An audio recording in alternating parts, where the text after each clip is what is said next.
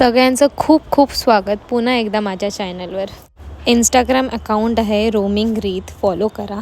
आज आपण बनवणार आहोत रवा केक. खूप सिंपल आणि आवडणारा असा हा केक. सर्वप्रथम या वाटी एवढं मी साखर घेतली आहे. पूर्ण 1 वाटी ही साखर घेतलेली आहे मी आणि त्याला मी मिक्सरमध्ये ग्राइंड केलं आणि फाईन पेस्ट बनवली आहे. तर ही मी साखर घेतली आहे ग्राइंड करून. सगळ्यात पहिले ही साखर घ्यायची तेवढी. जो पण तुम्ही पेलाचा माप घ्याल तोच पेला सगळ्या गोष्टीसाठी तुम्हाला वापरायचा आहे. आता साखरेमध्ये मी हे अमूलचं दही, मस्ती दही,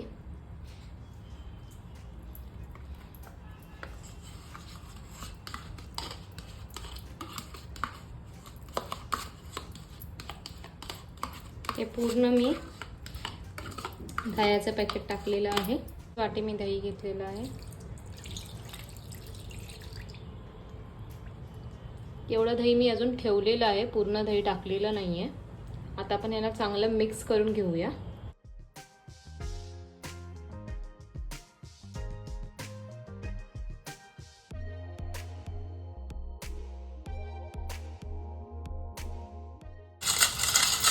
एकाच डायरेक्शनमध्ये आपल्याला हे फिरवायचं आहे आणि प्रॉपर मिक्स करून घ्यायचं.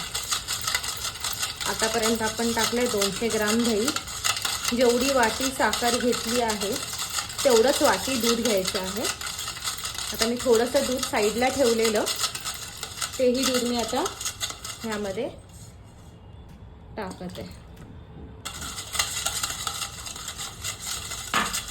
हे मी जेवढी वाटी दूध साखर घेतलेली तेवढंच 2 वाटी रवा घेतला. ह्याला मी थोडं बारीक ग्राइंड केलं.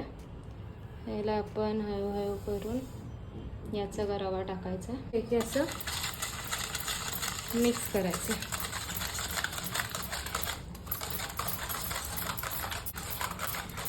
दोन वाटी रवा घेतलेला आहे, त्याला मी मिक्सरमध्ये थोडं ग्राइंड केलेलं आहे. थोडं बारीक रवा व्हायसाठी बारीक केलेलं आहे. 2 वाटी रवा, 1 वाटी साखर आणि 200 ग्राम इतकं मी दही घेतलेलं आहे आणि तेवढीच वाटी मी साखर, एवढीच वाटी मी दूध घेतलेलं आहे. एकाच डायरेक्शनला आपल्याला मिक्स करत राहायचं आहे. हा केकचा जो बॅटर आहे तो आपण अर्धा तास तसाच ठेवायचा आहे झाकण लावून. त्याला पूर्ण सेट होऊन द्यायचं, रव्याला फुलायला द्यायचं आहे तोपर्यंत.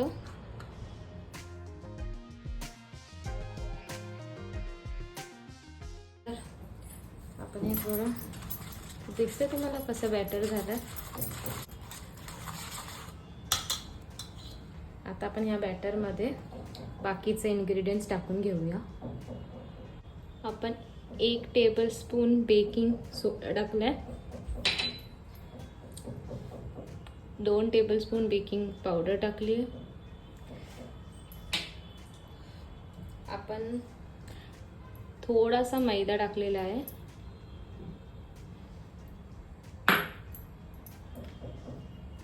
व्हॅनिला एसेन्स, ऑइल, ह्याची क्वांटिटी मी डिस्क्रिप्शन्समध्ये पण देणार आहे. ह्याला आता प्रॉपरली आपण मिक्स करून घेऊया.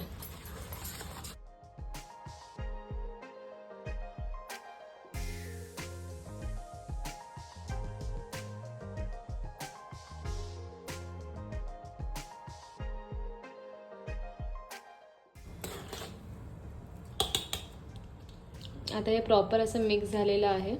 तुम्ही बघू शकतात कसा फुललेला आहे रवा. आता ह्याला आपण साईडला ठेवू.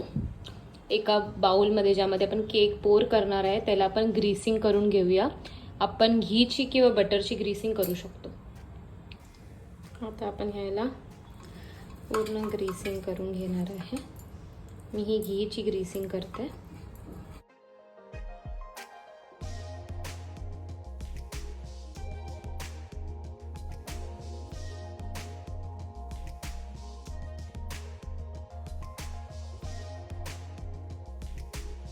तसंच बॅटर जास्त आहे म्हणून मी आता ह्याला पण ग्रीसिंग करून घेते.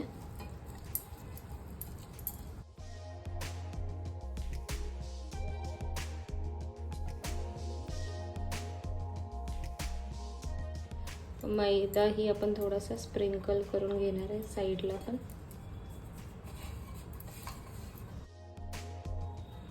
ह्याला पण आपण थोडासा असा मैदा, मी टूटी फ्रुटीला थोडा मैदा लावून घेतलेला आहे. तर आपण थोडीशी टूटी फ्रुटी टाकून घेऊया. जी खाली आपण टूटी फ्रुटी टाकतो ना त्याला फक्त मैदा लावून घ्यायचं आहे. इथे पण सेम प्रोसेस फॉलो करणार आहे मी.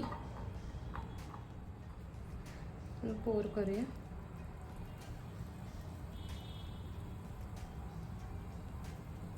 आता ह्याच्यावर मी साधी आपली टूटी फ्रुटी टाकते.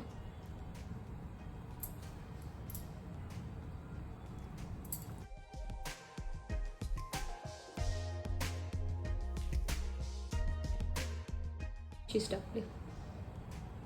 आता ह्याला आपण 30 मिनिट्स गॅसवर ठेवूया कुकरच्या भांड्यामध्ये.